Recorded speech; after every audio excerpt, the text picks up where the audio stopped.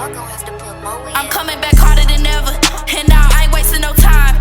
You bitches, y'all really done fucked up. They told me get back on my grind. I took a little break for a minute, I let your host have it, y'all still couldn't pop shit. I done put my foot back on the scene, now it's my name, they screaming, I'm ready to rock shit. Took so many losses, my partner done crossing, my bro in the cell and my dog in the coffin. They tell me to chill, but my shit I be popping. My chopper can't stop it, whole face I be rocking. On dick I be popping, these niggas be flocking. I want some money, no profit, ain't talking. You say you be stepping, but I'm a big stepper. I'm handling business, I'm changing the weather, yeah. From city to city, from state to state, I'm the big dog, yeah, heavyweight. Put your ass on the plate, and I won't leave a trace. You keep fucking around, and your ass will get.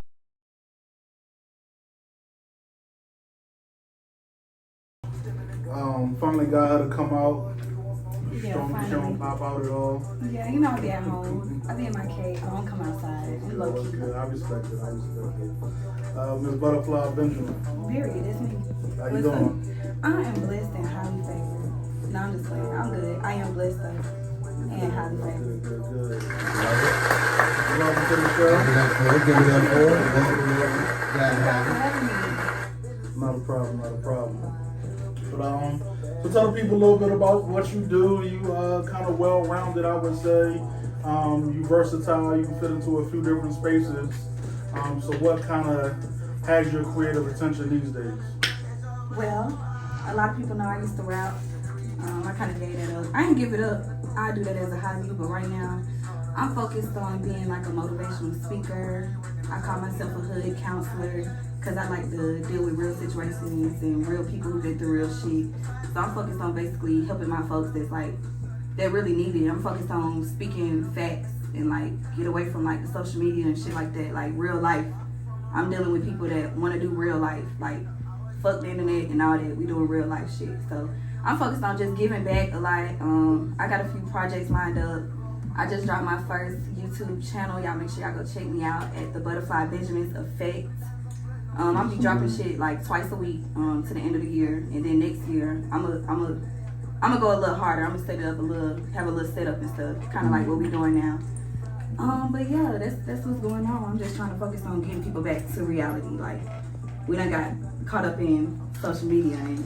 That's big facts. We talk a lot up here about like mental health and how a lot of people need help and counseling and therapy, but they just don't feel like they should make that step and reach out to get help. Either they too afraid to talk to the people around them, or think they're gonna get judged. Right. Or, like we talk about it a lot with men. Like if a man going through something, like the common thing is like the nigga suck it up. Like stop Get over it. Like but sometimes niggas need to let that shit out. Like you gotta get over shit. Yeah, you gotta and I even catch myself like that with my son. Like he was at a stage when he was young when he was whining a lot, and your first reaction is like, "Oh boy, stop crying," and then you wonder why a nigga at 30 years old and don't know how to express emotions and shit. So it's a lot as a culture that we need to get out of. Yeah, we need to pull it together. Yeah, it's bad habits. A lot of things that we gotta get out of, and we say this all the time too. You know, hey, it's what's holding the culture back is the culture itself. That part. Because it's a lot of things that it's like we don't take nothing seriously, man. I don't. Like beat this. Like all right, so Rihanna posted her picture with her baby. Baby was super light skinned. Well, I'm assuming that was her baby. I think that was her baby. Baby was super light skinned. First, next thing you know, everybody started joking. Oh, that can't be ASAP baby. And she just holding it in one hand. And the whole time, I'm realizing, bruh, do something. Hold the baby neck. Don't you let it dangle like that. And I'm like, you know what? I'm part of the damn problem. But it's we joke about it a lot, and but it's like I think that we realize that joking is how we get out of we cope with shit. Just make a joke about it instead of dealing with the issue. Shout out to my people the Core magazine in LA. I'm gonna be working with them next year. But they had an article about how Black death is just so normal on social media now. Yeah. Oh, yeah. Like it's like we easily go. We record everything every week, seeing 2 or 3 dead bodies, and not even thinking nothing about it. No, we moving on. Life still gotta go on. So it's sick. Like we don't even have time to mourn and shit, or like just realize like, damn, we need to like tighten up. Yeah. It's every day. Shit, it's somebody dying every day, especially in Atlanta. If you ask me. What are some of the topics you think, like from a black woman perspective, that aren't talked about enough? Etiquette, how these, and excuse my language, I cuss a lot, but how bitches act. Period. I don't like how black bitches carry themselves. I don't like how a lot of black bitches talk in Atlanta. I'm from Tennessee, by the way, all day. I'm from Nashville, Tennessee. Okay, my family's from Jackson. Okay, period. Yeah. We need to go back into whooping our kids and raising our kids as a village. As in, if we outside and you see another black child acting up or disrespecting their parent, we all should be held accountable and step in a respected way. Like, not just saying, we just got to do. On them, but let them know. Hey, cut that out. Don't talk to your mom like that. Don't be doing all that. Like, we need to step up and be better parents to our children. We need to stop letting our mothers raise our kids. We need to do it. We had them. We need to do it. And I'm very big on that. Everybody know I got 3 kids. I take care of my kids like with no help, and I don't complain about it. It is what it is, But I know I had them. They mine. They look up to me. They want to see me win, so I want to see them win. I got to make sure they good. So yeah, definitely like etiquette as black women and raising their kids better. Like, that's my main thing. Like, and supporting each other. We gotta stop hating on each other. It's a lot of hate and with black bitches. Like, we don't ever support each other. We always talking about the next bitch. Like, worry about yourself. yeah. Worry about yourself. The thing is, as to me, our culture in general, like we think there should be no like kind of grind before you shine phase. It's like everybody just supposed to go straight to the top. Like, it's like the journey is lost. Yeah. But like, to me, that's where you gain and learn everything. That's what Like to me, that's the beautiful part about it is the journey. Like, I quote, Gary Vaynerchuk all the time, and he says, fall in love with the process. it is. It's all about the process. And that's what the problem is. People don't want to go through the process. They want the instant fame. And when you look at a lot of these people who are blowing up over Vine, TikTok, Facebook, YouTube, whatever it is, it's like, hey, they're a trend. They're here today and gone tomorrow. They're like fidget spinners. Or once they really try to, cross over and go consistent with it and do more serious stuff, they don't last as long, because then they realize, hey, they got to get the training and all that stuff, and then they feel like by getting the training, that's taking away from who they are or what made them. Like, no, that training is what's going to open your network and open you up to more opportunities, to better opportunities. And a lot of people don't get that, man. You got to fall in love with the process. You don't fall in love with the process, man, you gonna hate it once you get there. I know I have a lot of business owners coming to me like, hey, can you help me with social media marketing and this type of marketing and all this? I'm like, all right, lay out some tiers of packages for them. They're like, oh, I can't afford this or that. I'm like, all right, well, let me know what you can do and I'll work with you. But in my head, I'm thinking like, bro, the Gucci belt you got on is your marketing budget. Okay. But you wanna look like you at the level that you want to get to instead of investing and getting to that level. Big facts. And it's crazy. We don't realize a lot of our daily habits hold us back from getting where we need to get to. Big facts. You gotta sacrifice things. There you go. And take discipline. There you go. Discipline for the one. Yeah. So besides your mental health initiatives and the hood counselor aspect, what else you got going on? I'm a mom, so shit. I be working and taking care of my kids. Yeah. Mom life, real mom life. I really do this shit. Like, I really do this mom shit. She said she ain't dropping her kids off for the weekend at mom's house. Oh, no. Well, my mama not going for that. Y'all don't know my mama. Miss Danielle. Oh, she not watching no kids. She don't give a damn. She not watching my kids. She'll help with the money and the clothes and things that they want and need. Oh, but the washing. She not doing that. Yeah. She not doing that. So that's really all I got going on. Like, I'm really, like you said, it's the process. So I'm not going outside and shit. I'm trying to figure out how to make some money and how to, invest in myself and stuff like that. So I don't be outside. I don't go to the clubs and shit. That's not me. I'm mommy. Speaking of kids, I think we should say congratulations to Keke Palmer. She revealed last night on SNL that she is pregnant with her first child. I saw it. So I think that's dope. It's good to see how much these women are embracing their pregnancy, and I like the way she did it. She kind of came out, some that kind of covered it up, and then she pulled the Beyonce, yeah.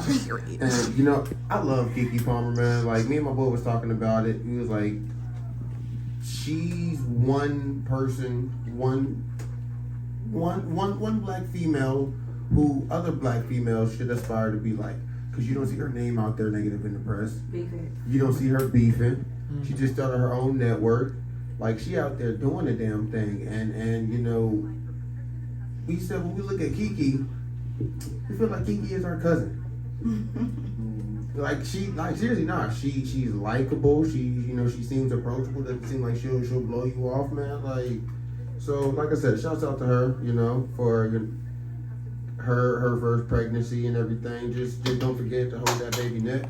Please don't forget to hold that baby neck. I saw you have a coat drive coming up.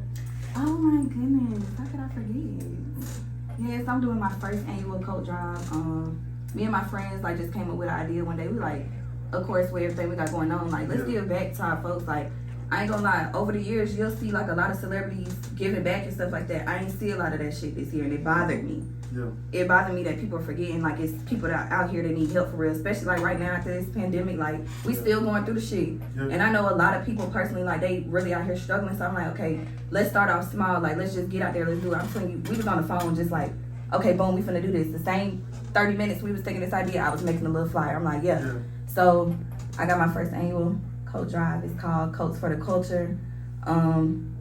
Basically, it ain't even just coats. I also put, if you got coats, clothes for men, women, and children, bring them to me. And if you ain't got no car, I'm gonna come get that shit. Cause I know it's people that need that shit. I done had a few people hit me up I need help. And I always say I don't got all the funds. Everybody know I ain't rich. I'm out here still working a 9 to 5. But if I can help, I'm gonna do that. If I ain't got it, I'm gonna figure out a way to get it. So that's what I got going on. It's real big right now, and it ain't no end date on that shit. If you listening to this, if you watching this, please donate old coats, clothes, shoes, whatever. Just I don't want no hand-me-down shit though, cause I don't want nobody if I ain't wearing it, I ain't finna give it to nobody else. Gently used, people. Gently used, or y'all can go to the store and buy some shit. However y'all want to do it. It'll make you feel good just for doing something for somebody else. I'm telling you, I do it all the time. And the type of joy I get from it, you can't explain that shit. That's the best reward right there. The best reward. It's so funny how I just feel stuff be in the air and just synergy, because 2 days before I seen you post it, I had a meeting downtown with a few other people that own businesses that I know, and we came up with the same idea for a coat drive. Really? Yeah. Okay. Yeah, We need to work together. We're doing it December 18th. It's going to be a social mixer we have in downtown, but the goal is just to bring the coats that everybody gets to one location and to give them out. We used to do a food where we just go out on, I forget whatever street that is, and give out food to the homeless, but we're doing a coat drive this year. And it's sponsored by a few Stocks and Bonds Clothing, RPG Entertainment, a few other people. But yeah, this is the first time we're doing it. That's lit. Yeah. That's what's going on though. Yeah. They don't know yet. Yeah. They finna find out. 2023 we going up. Yeah. Like she said, gently used. I just put the post up today. If you want to bring something, please wash it or dry clean it before you bring it and donate it. Don't bring those secondhand shit that been in your garage for 5 years. Okay. Got the wrenches and ropes. Yeah. No, we don't need it. Yeah. They can keep it. Yeah. Nasty. Yeah. People will do it though, trust me. They will. They'll be let me get rid of this shit. Got stains and everything. And you gotta think about it. If you was in that predicament and you was needing some clothing, would you want something that got cum stains all up in it? Hell no. No. Wash that thing out, man. Wash it out, blow dry it out, press it out, whatever.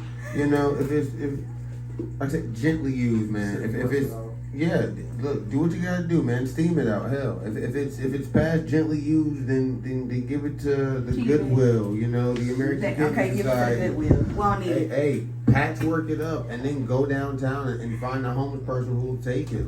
Seriously, because it's always a will, it's a way. But yeah, one thing I think we've done as a society, I don't want to keep just bashing on the culture, but we dehumanize people who don't have a certain amount of money or shit like that. You see homeless people I know in Philly, I'm being from Philly, these 4 teenagers killed this 60-year-old homeless dude. They beat him and killed him with some fucking cones, street cones that was on the street. It's just crazy that they don't you're not looked at as a person just because you don't have no money to find a place. It's crazy, and we got to get out of it. I was reading this thing in Singapore. They went 8 months without any crime, without even like a petty theft, like anything, because their social society system, like they'll give you money. You don't have money, they'll put you in a place to stay. Like, but you gotta be working and doing other stuff. Like you gotta be trying and do it. And like they don't have any homelessness next to no crime. Like anything, like they not cutting people's hands off and shit like people think. They just operate as a society within rules that work. Yeah, it's so much out there in the world that you see that America is not number one in. And we have the funds for a lot of things. We have the funds to end homelessness. We have the funds for many things out here that we can really solve and everything. Like for years, I would volunteer with Hosea Feed the Homeless, and it's like, yo, people have all these cans, or you'll go and buy some cans and drop it off and everything, but yet we have all the people here who are homeless, or to get into a homeless shelter, there may be so many standards, or you got to get there by a certain time and whatnot. It's you got homeless vets out there, people, and that makes no sense. That is an oxymoron. A homeless vet, so someone who risks their lives for our freedom, for our liberties, for our rights, come home and they can't get the proper care. Come home and their minds are so freaking messed up from the psychological warfare that you put them through. A lot of stuff, with veterans, they drink their pain away because smoking is looked down upon in the armed forces. But hey, you just got cheated on? Here, have a drink. Oh, you having a baby? Here, have a drink. Oh, you just got promoted? Here, have a drink. Oh, you just got kicked out? You probably gonna go home and have a drink. But it's, like I said, it's so much out there that we have the funds for to solve the problem or begin to solve the problems, and we're not taking the proper measures, and our American society is based on greed. It's not consumerism. I say it's based on greed. That's why you have all these rich folks. We have less billionaires in this country, but yet they have more power than all of us because they own all the companies in which we have to use and stuff like that. So it's freaking made, man. It's hard. It's crazy. It's crazy. Yeah. But so other than those, what else you got? What else do I got? Pretty much that. Yeah, that's pretty much it. That's all I'm focused on to the end of the year. Next year, like I said, we're going up. Like, as far as like how we were just talking about homelessness, like when I start getting that bag for real, like I got big dreams to remake like homeless shelters and the requirements to get in. Like he said, like in Atlanta, they got a curfew by the time they need to be standing in line to even get in a nasty ass room.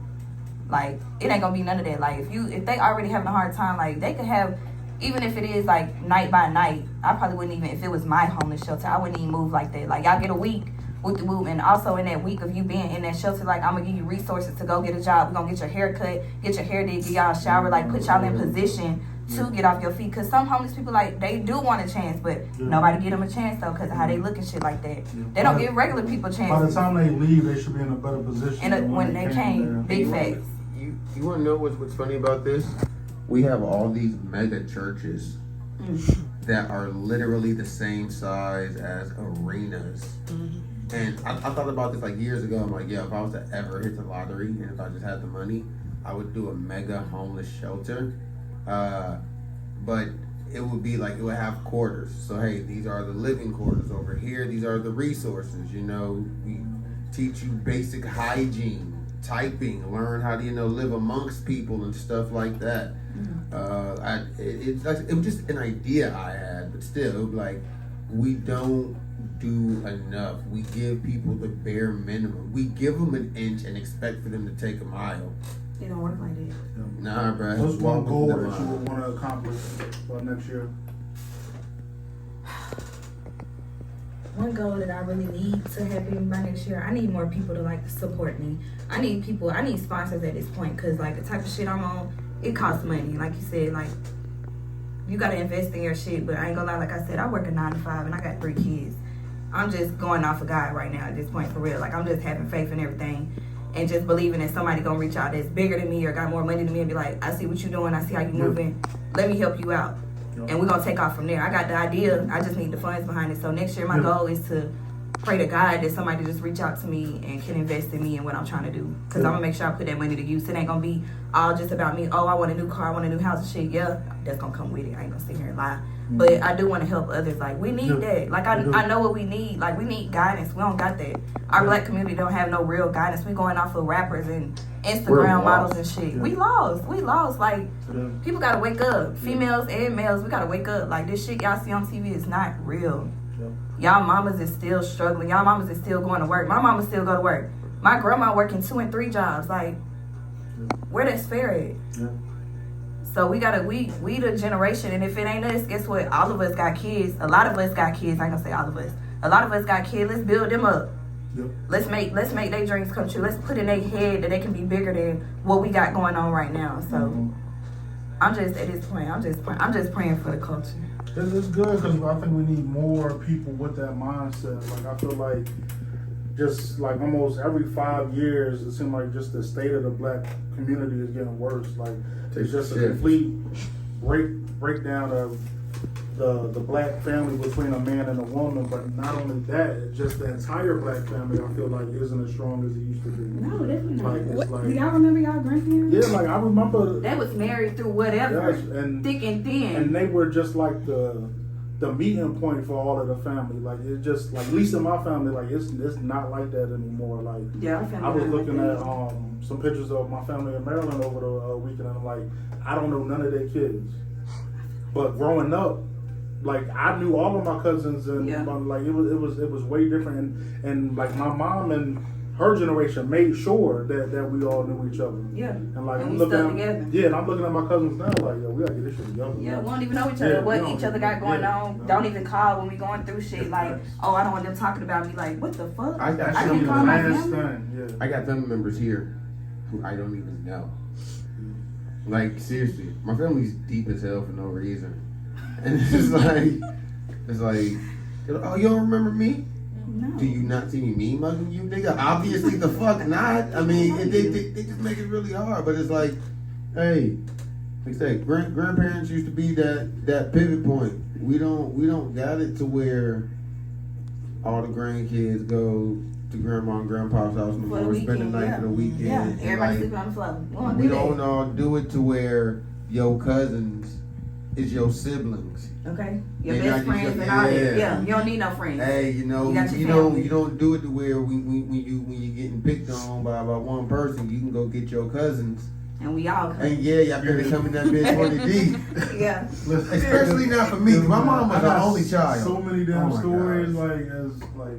And you from Philly? Oh man, I know 30 years ago now. Like, we used to. I got one rich cousin. What? Shout out to my cousin Stevie. He lives in like the DC, Baltimore area.